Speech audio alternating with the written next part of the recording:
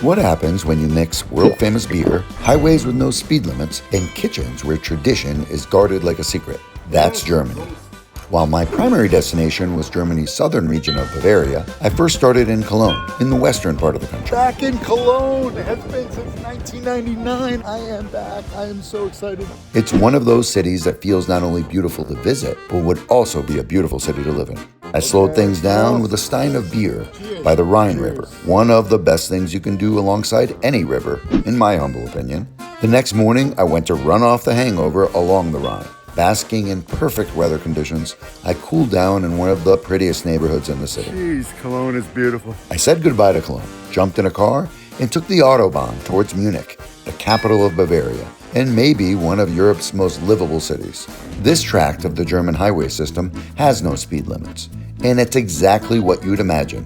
Cars flying past in a blur. Eventually, I made it to Munich, a city that blends historic grandeur with modern life. Munich isn't loud about its beauty. Instead, it sneaks up on you, brick by brick, square by square. One of my first stops was a Fiktualan market. We are walking around the virtual market. Grocery, coffee, fruit, everything you can imagine. I think what it's saying here is 1487 from when this market was started. It's basically an open-air maze filled with all the foodie specialties you could ever imagine.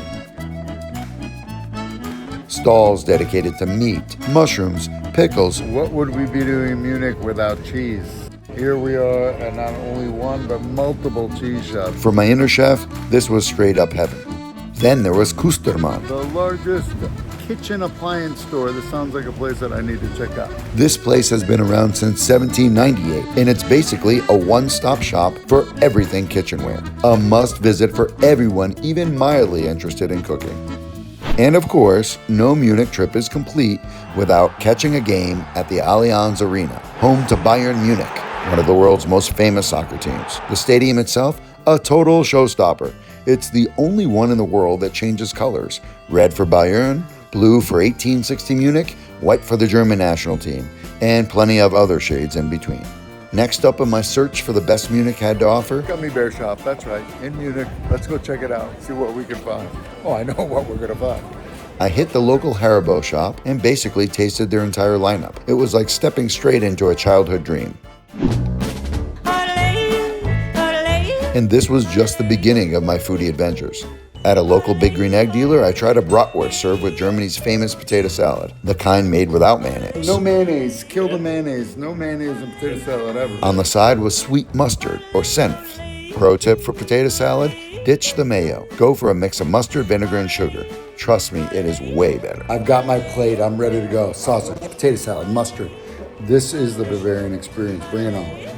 And of course, I had to sign up for some cooking classes to really get to know Bavarian cuisine. First stop, This is cooking school in Munich at Schnitzel. a 17th century restaurant with a kitchen as stunning as its history. In a beer garden full of Big Green Eggs, no surprise there. This is where chef Shane McMahon blends Bavarian tradition with flavors from his Austrian mom and Irish dad.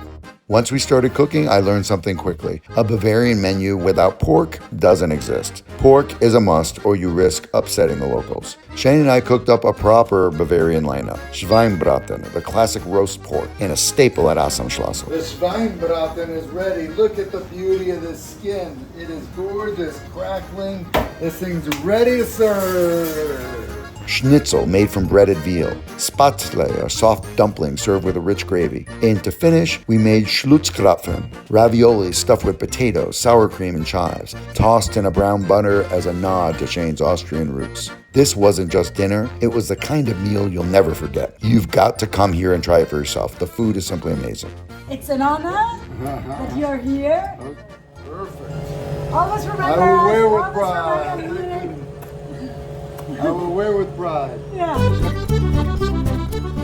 Here we are at the Ratskeller, where I'm going to be taking my classes. A spot that's been around since 1874. Chef Michael Schubauer, who once trained under Michelin-starred Otto Koch, walked me through the Bavarian classics as a stage in his restaurant. I peeled potatoes, scaled fish, trimmed mushrooms, and learned that in a good kitchen, people are just as important as the recipes. The building itself was beautiful. Ratskeller literally means a restaurant in the basement of City Hall, and this one nails it in style. The staff here were super friendly, but the pace, pure chaos, like stepping into a live cooking show. For them, though, it was just another day at work. Huge respect to the pros who pull it off so flawlessly. And in the end, all that chaos was worth it. The food turned out incredible.